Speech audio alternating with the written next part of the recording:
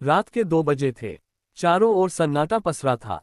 राजू, एक अनुभवी truck driver, अपनी पुरानी मगर मजबूत ट्रक को लेकर शिमला की ओर बढ़ रहा था।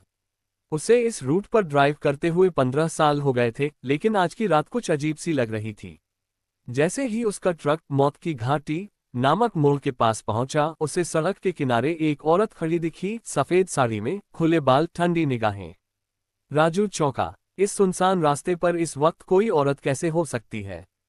औरत ने हाथ हिलाकर लिफ्ट मांगी। राजू पहले तो झिझका, लेकिन इंसानियत के नाते उसने ट्रक रोक लिया। औरत चुपचाप आकर बगल वाली सीट पर बैठ गई। कुछ मिनट बाद राजू ने हिम्मत कर पूछा, कहाँ जाना है बहन जी? औरत ने कहा, जहां आप ले जाएं। वहीं राजू को ठंड सी लगने लगी। ट्रक के अंदर का तापमान जैसे अचानक गिर गया हो। अचानक ट्रक के शीशे अपने आप धुंधले होने लगे। राजू ने पीछे मुड़कर देखा, सीट खाली थी। वो औरत गायब थी। राजू ने जोर से ब्रेक लगाया। ट्रक रुक गया। उसने नीचे उतरकर देखा, पर सड़क सुनसान थी। सुबह होते ही राजू पहुंचा पास के ढाबे पर और वहां के बुजुर्ग मालिक को सारी बात बताई। बुजुर्ग ने गहरी सांस लेते हुए कहा, वो औरत हर साल इसी तारीख को इसी जगह दिखाई देती है। कोई 20 साल पहले उसका एक्सीडेंट हुआ था इसी मोड़ पर, और तब से उसकी आत्मा भटक रही है। राजू के रोंगटे खड़े हो गए। वो समझ गया, हर सफर सिर्फ मंजिल तक पहुंचाने वाला नहीं होता, कुछ रास्ते अपने साथ रहस्य भी ले जाते हैं। पिछली घटना के कुछ हफ्ते बीत चुके थे। राजू अब उस सड़क से कम ही जाता था, मगर ट्रांसपोर्ट कंपनी का जोर था, उसे एक बार फिर वही रूट पकड़ना पड़ा। इस बार उसने तय किया कि रात में नहीं, दिन में ड्राइव करेगा। लेकिन सफर लंबा था और जैसे जैसे शाम हुई, उसे एक पुराने ढाबे पर रुकना पड़ा। यह ढाबा दूर से ही उजड़ा सा लग रहा था, मगर थकान इतनी थी कि उसने ज्यादा सोचा नहीं। राजू ने ट्रक रोका और अंदर गया।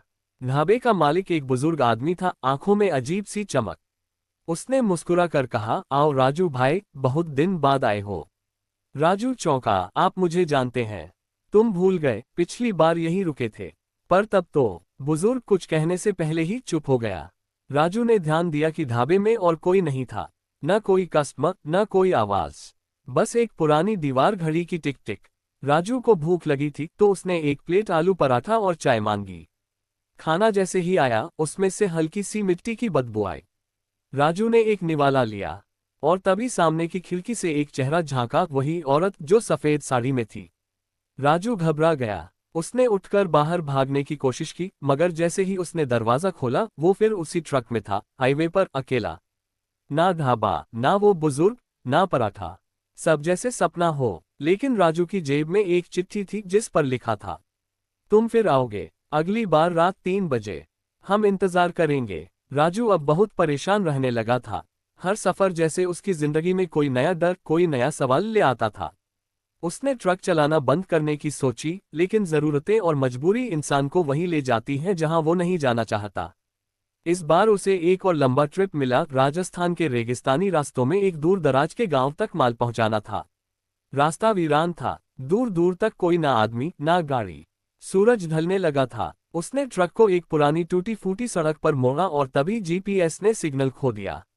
वो एकदम से एक घुमावदार रास्ते पर पहुंच गया, जहां एक बोर्ड टंगा था, मौत का मोड़, आगे जाना मना है। राजू को एक अजीब खिंचाव महसूस हुआ, जैसे कोई अदृश्य ताकत उसे उस ओर खींच रही हो। अचानक ट्रक की हेडलाइट अपने आप बंद हो गई। उसने ब्रेक लगाया, लेकिन ब्रेक भी काम नहीं कर रहे थे। अचानक सामने एक और ट्रक दिखाई दिया, बिल्कुल वैसा ही ट्रक जैसा उसका था, मगर उसमें कोई ड्राइवर नहीं था। राजू ने किसी तरह ट्रक को रोका और नीचे उतरा। वो जैसे ही दूसरे ट्रक के पास पहुंचा, उसमें से एक आवाज आई, राजू, तू बच नहीं सकता। तूने जिस आत्मा को रास्ता दिया था, अब वो तुझसे रास्ता मांगेगी।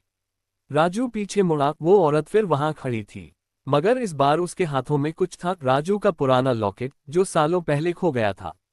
उसकी मरी हुई बीवी का लॉकेट। तुम, सविता? औरत मुस्कुराए, तुमने मुझे पहचाना, लेकिन बहुत देर कर दी। राजू के पैरों तले जमीन खिसक गई।